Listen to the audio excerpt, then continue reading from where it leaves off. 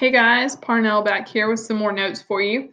So this is section 3 of psychological disorders. Remember, this is the video where I pause and you can write as we go along.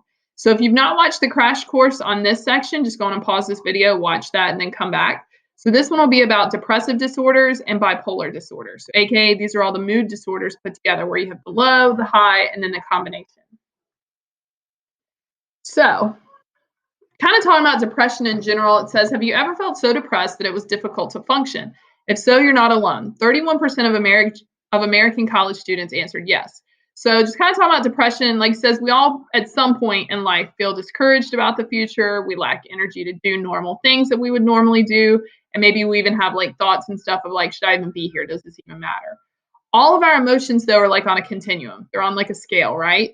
And so you can find yourself kind of any point around that, at any time.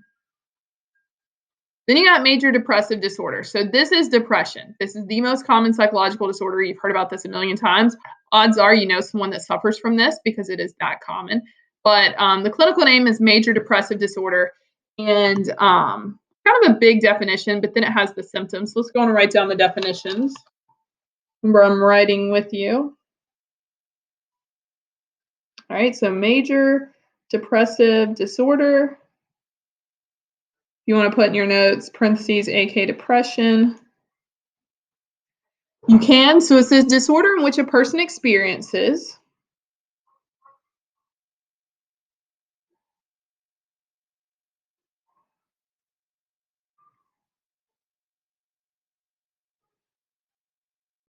and all these experiences, as you see in parentheses, if you want to put this or not, this can't be caused by drugs. This can't be caused by a medical condition. This just has to be just in life. It hits you, right? So it's not like drugs made you do this or something going on with your body made you do this, something else going on with your body. So in the absence of drugs or medical condition, 2 or more weeks with 5 or more of the following symptoms.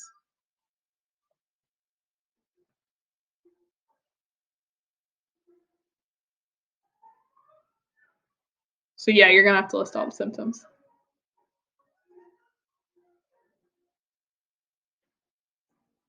And of those symptoms, at least one of them has to be depressed mood, which is kind of the heart of depression. Loss of interest, loss of pleasure in things, just tanking, right? So at least one of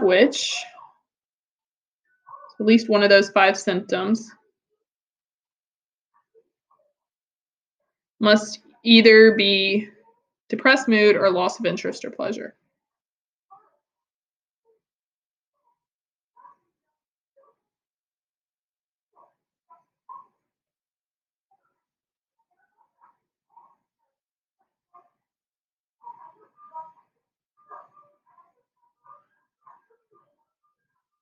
I don't know if you can hear the TV now.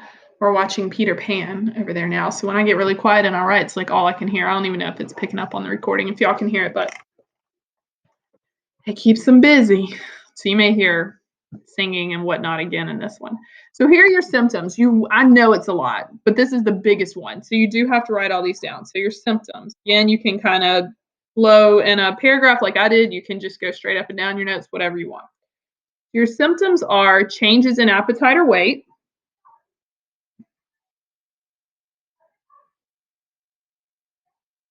Now, this could be changes either way. For some people, they lose their appetite and thus they lose a lot of weight. They get depressed, they don't eat, and they really lose a lot of weight. For some people, their appetite grows and they eat way more, and the stuff they're eating is not good for them, and so their weight really changes in the opposite direction and gets higher. So either way, change in appetite, change in weight, change in sleep. So change in sleep pattern. Again, this can go either way. Some people get depressed and they absolutely cannot actually fall asleep. While they may be laying around and stuff, they're not sleeping. And then some people cannot stay awake. It's just like they're sleeping all the time. They can't stop sleeping. So again, either way could be a change. Physical agitation, you know what it means to be kind of agitated? Again, another marker of things are just off. They're just wrong, Lethargy, kind of the fancy word for lazy. Just no energy, just the blahs. Oh, and then less energy. There you go. A feeling of worthlessness. Like, I don't matter, this doesn't matter, none of this matters. Why am I even here? It doesn't matter if I do this or not. Why does it matter if I eat? Why does it matter if I sleep? If I go to work? If I, take care of my kids? I don't matter. I'm worthless. Like those type of thoughts go through someone suffering from depression's brain. Unwarranted guilt. So they feel really guilty, but usually it's not um they don't have a reason to. It's not from something specific. It's just kind of this all-consuming feeling. They may possibly have thoughts of death or suicide.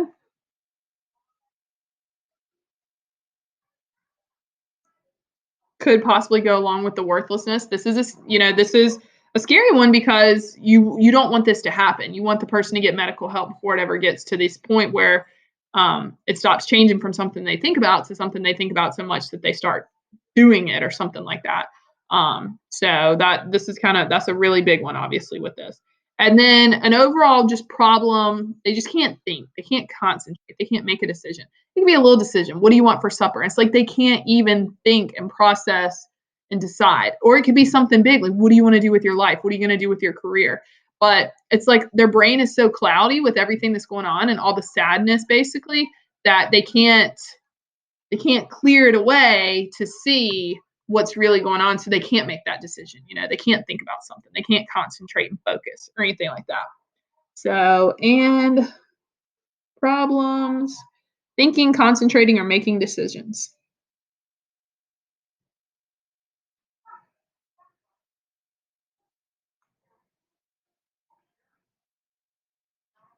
So remember, these has got to be a combo of these plus what you saw up here with the depressed mood and the loss of interest in like activities. Like, if I didn't want to come to school, I didn't want to talk to people. I mean, let's be real. I love talking to people. I love it. That's me. That's my hobby. That's my life. So if all of a sudden I didn't want to talk to people, like I just had no interest, didn't even phase me. I didn't want to do it. I mean, that would be odd. That'd be very odd for me. So that would be a marker. So someone who loves sports, someone who loves this, that, if all of a sudden they just were like, I'm done with it, that'd be a really big deal. All this stuff popping up on my screen. All right, major depressive disorder is, like I said, the most common disorder. Is persistent depressive disorder when they have these symptoms for over 2 years. And unfortunately, a lot of people who suffer from depression, this could possibly be years long, lifelong battle type thing. There's also seasonal depression where people get depressed just during certain parts of the year. And then there's a video for you about depression. Bipolar. So depression is the low, and the opposite of depression is mania, the high. And that's when the moods are elevated, and kind of the lethargy and the not doing everything is the opposite. They're doing too much and they can't stop or slow down. So it varies. So for someone with bipolar is going to suffer from both of these. And so it's a disorder in which a person alternates between the hopelessness and the lethargy of depression, but then the overexcited state of mania. And the kicker here, before you write it down, I want you to note the parentheses. Whether you write it or not, it's up to you, but I want you to note it. This is over a period of days, weeks, months. This is not something instant. I know sometimes you're talking to people and they're happy, and then next minute they're not. They're just moody. Like that's just moods. That's moody. That's emotions. That's their personality. That's whatever. But it's not bipolar. Bipolar is like slowly happening to where you don't even notice it while you're in it until you look back and you're like, oh, this is where I am this week, but that's where I was that week. Or this month, this is how the person was acting or is acting, but last month they were acting like this. And you see a really drastic change. But while you're in it, it's like you don't notice it, if that makes sense. So quick jumping back and forth is not bipolar. It's just maybe a person with a bad attitude or something like that. But that's one of the things people mix up. So let's write down bipolar disorder. So it's a disorder in which a person alternates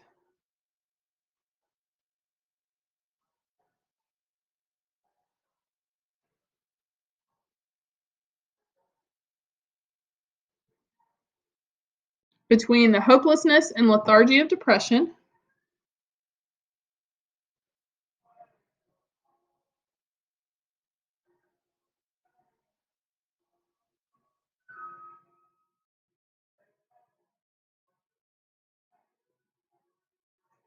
and the overexcited state of mania. You hear the song? There's a song playing, of course, because I'm quiet. Overexcited state of mania. And like I said, you can choose if you want to write the parentheses, it's over weeks or months, not like moments or anything like that. Symptoms. So you can put for the symptoms for the low, it's all those things you wrote earlier from depression just a second ago, probably the stuff right above the definition in your notes. So the symptoms are from depression, and there was a lot. It could be any combination of those. I'm not going to make you rewrite all those. I don't want to rewrite all those. And then the symptoms of mania. So the symptoms of their manic, so they have a depressive state and a manic state. So the symptoms of their depressive states, which you just wrote down, the symptoms of their manic states, this.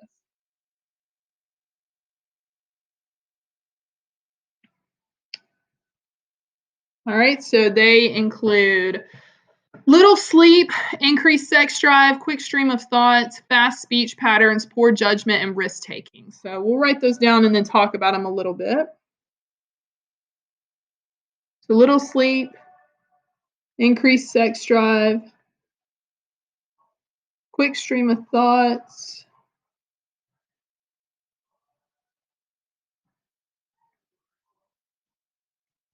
fast speech, poor judgment,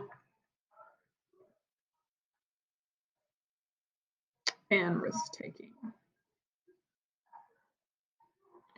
So a person going through this, it's like their brain's working on overdrive, like it's hyperactive. You can actually see right here the two drawings. So this is a normal person's brain, and this is a bipolar's brain in a manic state. So you can see the amount of brain activity going on. I mean, they're just flooded with it. Like, how can they even make sense, right? Or keep up with anything?